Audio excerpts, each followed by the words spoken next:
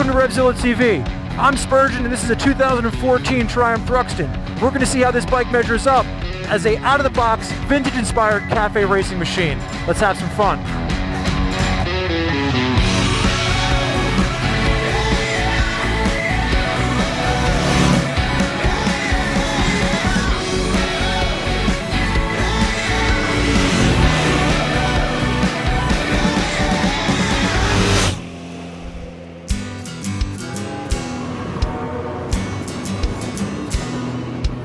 In 2004, Triumph introduced the Thruxton to the American market to give boys and girls in the back garages of America an alternative option with vintage styling and all of the modern amenities. We're going to talk a little bit about what's good, we're going to talk about what's bad, and we're going to talk about how that translates onto the road and your experience as a rider. The good is absolutely the styling on this motorcycle. That's what this bike was designed to do. It was designed to look the part, and Triumph nailed it. I love the styling on this bike. Second thing that Triumph really did with this bike is they gave it rideability. The handlebars, the position, the engine, the brakes. It's a rideable machine. Not so overpowered that it intimidates new and entry-level and beginner riders, but not so underpowered that a veteran guy can't get on it, wring its neck, and have a great time. Third thing I really like about this bike is the reliability. This is not the bike that you have to worry about if it's going to kick over in the morning, if the carbs need to be tickled. You go out, you hit the starter, and you ride it. Reliability is key with this bike. That being said, there are some things that I don't like. First is going to be the fueling. It stumbles all over the place, even with the stock pipes on it. It doesn't have the guts that you really expect it to. Fueling needs to be addressed. Second thing is going to be the suspension.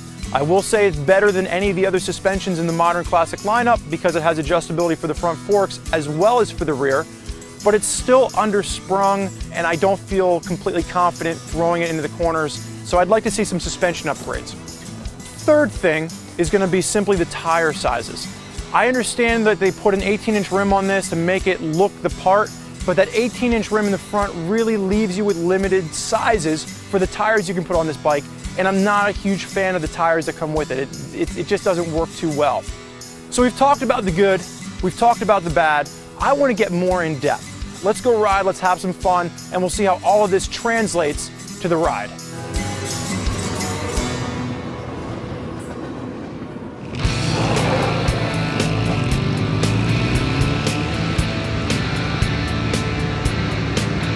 This bike is a back road burner. When I first had it in the city, I was like, this is okay. It really wasn't anything special when you're cruising back and forth just, in the city limits. But out in the backcountry roads, you can have a blast with this machine. Again, I don't like this as much for an all-around bike. I don't like this as much for a commuting bike. It's really more of a one-trick pony in that regard. But for what it does it well. And you can easily kill in an afternoon riding this motorcycle all around town. So with that being said, let's talk about some of the good. The good is the style of this motorcycle. I was up here yesterday and I got stopped by a guy at a gas station and he goes, "What year is that bike?" I said, "It's a 2014. He goes, "Oh," because that looks exactly like the same bike my dad had, back in like 1957. And I said, "Yeah." I said, Triumph's doing this modern classic series and they're making the bikes look old. And they said the Thruxton in the lineup makes it look like a vintage styled old school race bike. And he goes, "Oh, I love it." He goes, "I would have never guessed that bike was 2014. That's what Triumph has done here, and they've done it so well. They give you a bike that looks vintage, it looks old, it looks badass, yet it's got all the modern amenities. It's got fuel injection, it's got an electric starter, it doesn't have points and condensers, it's got an electronic ignition on it. All of these things allow you to get on the bike, hit the button, start, and ride. That actually brings us into point number two. Point number two is going to be reliability.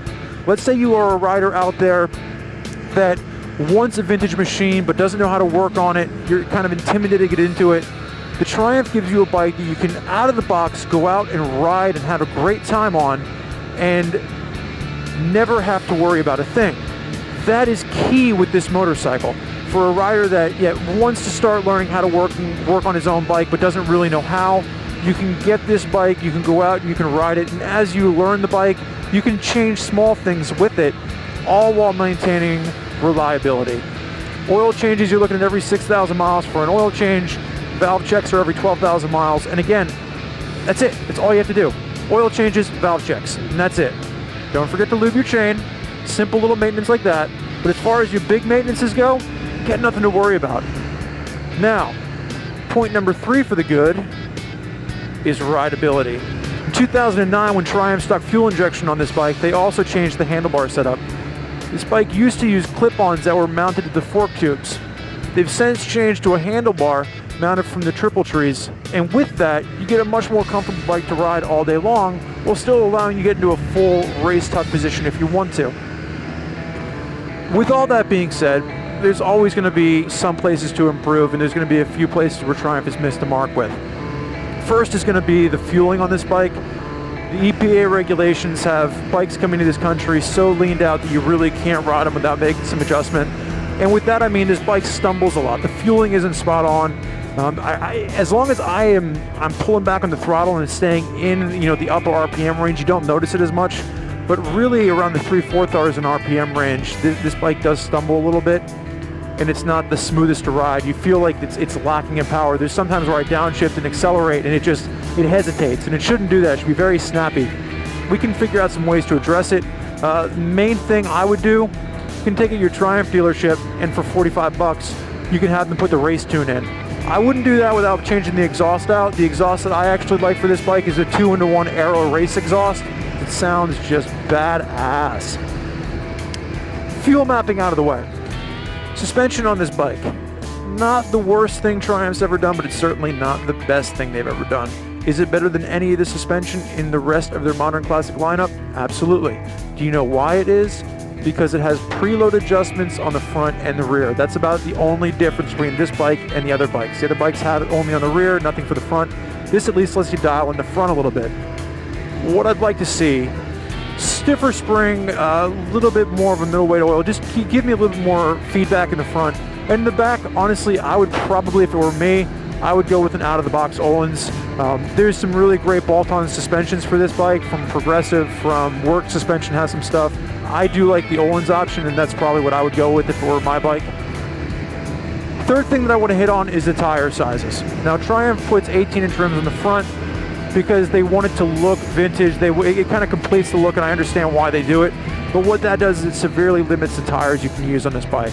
There are some better options out there. I really like the Dunlop GT501s. They don't have an exact match for the rear, but they have some options that can work. And I've used them before. I think the GT501 is a great alternative to the Metzlers that come stock on this bike. So again, it's a bike that looks the part and it delivers the part. It's better handling, better powered, more comfortable than a true vintage motorcycle would be in all the style. And that's where this bike comes into play. That's why this bike is relevant.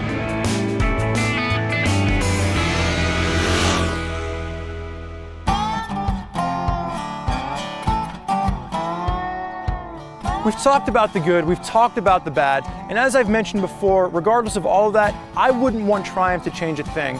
Here's why. There's a ton of people out there that like the idea of having a vintage motorcycle in their garage, but the thought of buying a 40-year-old motorcycle that might not run right can be very intimidating. What the Thruxton gives you, it gives you a blank slate. You can buy this bike, you can ride it straight out of the box, and as you learn the motorcycle, you can learn how to change things about it. It's appealing to people. The reason I know it's appealing to people is because I was that guy 10 years ago. I bought a Triumph T100 and I did the same thing. I started by changing the exhaust, I started by changing the suspension, and piece by piece I made the motorcycle my own. That's what the Thruxton gives you. It gives you a blank slate to create your own machine.